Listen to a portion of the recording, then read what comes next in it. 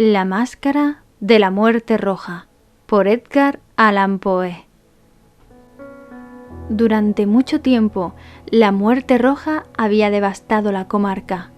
Jamás peste alguna fue tan fatal, tan horrible. Su enarcación era la sangre, el rojo y el horror de la sangre. Se producían dolores agudos, un repentino vértigo, luego los poros rezumaban abundante sangre y la disolución del ser. Manchas púrpuras en el cuerpo y particularmente en el rostro de la víctima segregaban a ésta de la humanidad y la cerraban a todo socorro y a toda compasión. La invasión, el progreso y el resultado de la enfermedad eran cuestión de media hora. Pero el príncipe próspero era feliz, intrépido y sagaz. Cuando sus dominios perdieron la mitad de su población, llamó a 1 millar de amigos fuertes, vigorosos y alegres de corazón, escogidos entre los caballeros y las damas de su corte, y con ellos formó un refugio recóndito en una de sus abadías fortificadas. Era una construcción vasta y magnífica, creación del propio príncipe, de gusto excéntrico y no obstante grandioso. La rodeaba un espeso y elevado muro, y este muro tenía puertas de hierro. Una vez que entraron en ella, los cortesanos se sirvieron de hornillos y de mazas para soldar los cerrojos. Resolvieron atrincherarse contra los súbitos impulsos de la desesperación del exterior y cerrar toda salida a los frenesíes del interior. La abadía fue abastecida ampliamente. Gracias a estas precauciones, los cortesanos podían desafiar al contagio, que el mundo exterior se las compusiera como pudiese. Entretanto, sería una locura afligirse o meditar. El príncipe había provisto aquella morada de todos los medios de placer. Había bufones, improvisadores, danzarines, músicos, hermosura en todas sus formas, y había también vino. Dentro había todas esas bellas cosas y además seguridad. Fuera, la muerte roja. Ocurrió hacia el fin del 5º o 6º mes de su retiro, y en tanto que la plaga afuera hacía los más terribles estragos, el príncipe próspero obsequió a sus 1000 amigos con un baile de máscaras de la más insólita magnificencia. ¡Qué voluptuoso cuadro el de aquel baile de máscaras! Permítaseme, en primer lugar, describir las salas donde tuvo lugar. Había 7, una hilera imperial. En muchos palacios estas series de salones forman largas perspectivas en líneas rectas cuando los batientes de las puertas se abren de par en par, de tal manera que la mirada penetra hasta el fondo sin obstáculos. Aquí el caso era muy diferente, tal y como podría esperarse de parte del duque y de su gusto y preferencias por lo bizarre. Las salas se encontraban tan irregularmente dispuestas que la mirada no podía abarcar sino una sola a la vez. Al cabo de un espacio de 20 o 30 yardas se presentaba un brusco recodo y en cada una de esas revueltas un aspecto diferente. A derecha e izquierda, en medio de cada pared, una alta y estrecha ventana gótica daba a un corredor cerrado que seguía las sinuosidades del aposento. Cada ventana ostentaba vidrios de colores en armonía con el tono dominante del decorado de la sala sobre la cual se abría. La que ocupaba la extremidad oriental, por ejemplo, estaba decorado en azul y los ventanales eran de un azul vivo.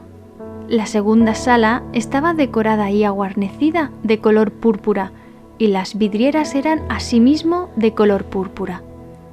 La tercera, enteramente verde, y verdes las ventanas.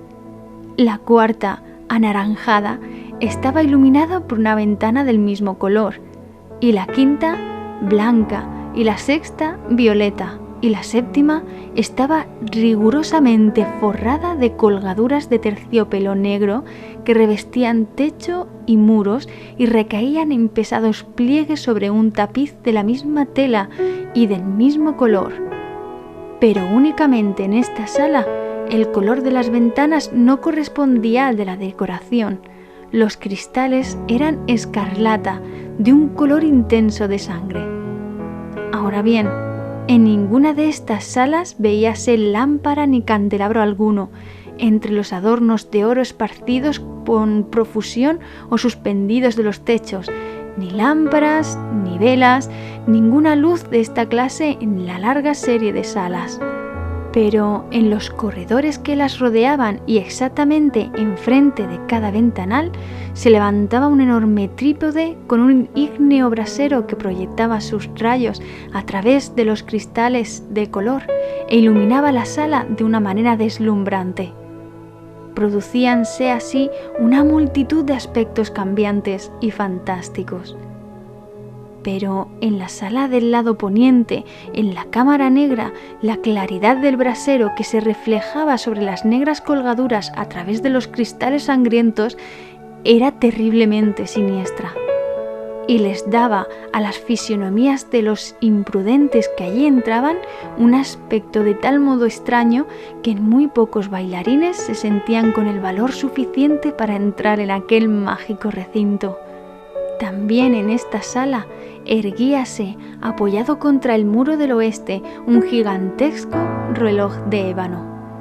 Su péndulo se balanceaba con un tic-tac sordo, pesado, monótono, y cuando la aguja de los minutos había recorrido el cuadrante y la hora iba a sonar, salía de los pulmones de bronce de la máquina un sonido claro, estrepitoso, profundo y excesivamente musical, pero de un timbre tan particular y de una energía tal que de hora en hora los músicos de la orquesta se veían obligados a interrumpir durante un instante sus acordes para escuchar la música de las horas, y las parejas que bailaban cesaban por fuerza sus evoluciones.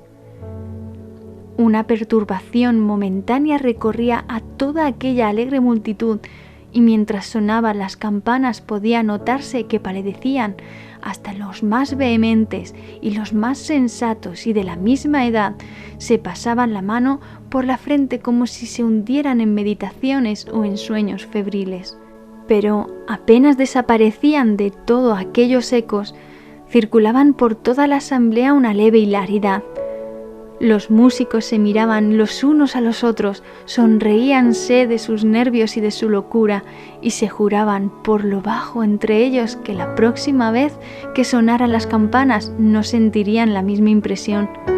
Y luego, cuando después de la huida de los 60 minutos que comprendían los 3600 segundos de la pasada hora, se escuchaban de nuevo las campanas del fatal reloj, se producían la misma turbación, el mismo escalofrío y las mismas ensoñaciones febriles.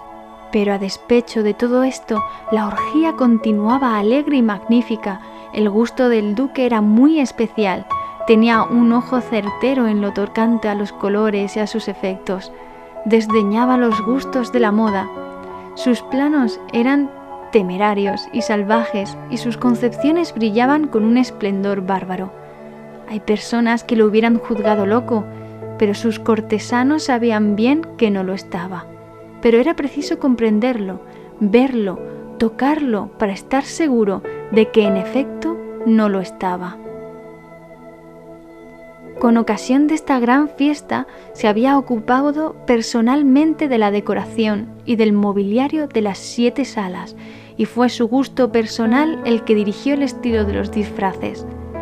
No cabía duda de que eran concepciones grotescas, era deslumbrador, brillante, había cosas chocantes, fantásticas, mucho de lo que después se ha visto en Hernani. Habían figuras verdaderamente arabescas, con siluetas y ropajes incongruentes, fantasías monstruosas como la locura. Había mucho de bello, de licencioso, de extraño, algo de terrible, y no poco de lo que podría producir repugnancia. En resumen, era como una multitud de sueños que se pavoneaban de un lado a otro por las salas. Y de estos sueños se contorsionaban en todos los sentidos, tomando el color de las salas. Hubiérase dicho que la extraña música de la orquesta era el eco de sus propios pasos. Y de tiempo en tiempo se oye el reloj de ébano de la sala de terciopelo. Y entonces, durante un momento, todo se detiene, todo enmudece, excepto la voz del reloj. Los sueños se quedan helados, paralizados en sus posturas, mas los ecos de la sonería se desvanecen. No dudaron sino un momento, y apenas huyen, una hilaridad leve y mal contenida circular por doquier. Y la música suena de nuevo, reavívanse los sueños, aquí y allá los danzarines se retuercen más alegremente que nunca, reflejando el color de las ventanas a través de las cuales fluyen los rayos de los trípodes.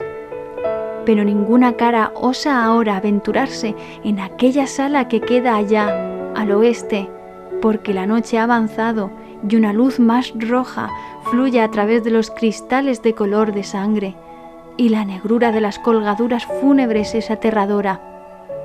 Y para aquel que ponga el pie sobre la negra alfombra, brota del reloj de ébano un resonar más pesado, más solemne, enérgico, que el que llega a los oídos de las máscaras que se divierten en las salas más apartadas.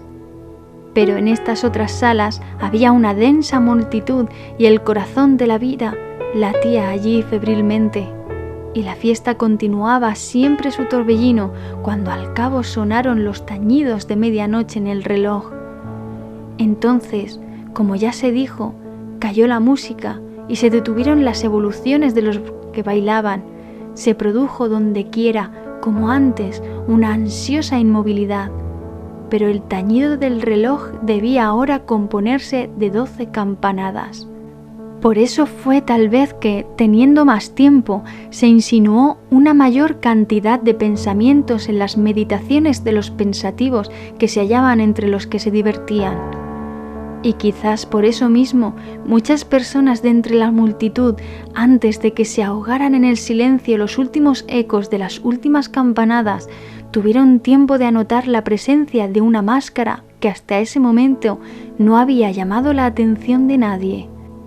Y habiendo corrido en un susurro la noticia de aquella intrusión, se suscitó entre la concurrencia un cuchicheo, un murmullo significativo de asombro y desaprobación, y luego, por último, de terror, de horror y repugnancia. En una reunión de fantasmas como la que he descrito, era preciso sin duda una aparición del todo extraordinaria para causar tal sensación. La licencia carnavalesca de aquella noche era, a la verdad, casi ilimitada, pero el personaje en cuestión había sobrepasado la extravagancia de un Herodes y franqueado los límites muy amplios, no obstante, del decoro impuesto por el príncipe. Hay en los corazones más temerarios cuerdas que no se dejan tocar sin emoción. Incluso entre los depravados, entre aquellos para quienes la vida y la muerte son igualmente un juego, hay cosas con las que no se puede jugar. Toda la concurrencia pareció entonces sentir profundamente el mal gusto y la inconveniencia de conducta y de vestido de aquel extraño. El personaje era alto y delgado y estaba envuelto en un sudario de cabeza a los pies. La máscara que ocultaba su rostro representaba también el semblante de un cadáver rígido que el análisis más minucioso difícilmente hubiera descubierto el artificio. No obstante, todos aquellos logros alegres hubieran podido soportar, si no aprobar, aquella burda broma. Pero la máscara había llegado hasta adoptar el tipo de la muerte roja. Sus vestiduras estaban manchadas de sangre y su amplia frente, lo mismo que los rasgos de su rostro, estaban salpicados del horror escarlata. Cuando los ojos del príncipe Próspero cayeron sobre esta figura espectral, la que, con movimientos lentos, solemnes, enfáticos, como para mejor representar su papel, se paseaba por aquí y por allá entre los que bailaban, se le vio, en primer lugar, conmoverse con un violento estremecimiento de terror y de asco, pero un segundo después su frente enrojeció de ira. «¿Quién se atreve?», preguntó con voz ronca a los cortesanos que se hallaban junto a él. «¿Quién se atreve a insultarnos con esa ironía blasfema? Apoderaos de él y desenmascaradle. Que sepamos a quién hemos de ahorcar en nuestras almenas al salir el sol». Era en la sala del este, o la sala azul, donde se encontraba el príncipe Próspero cuando pronunció estas palabras.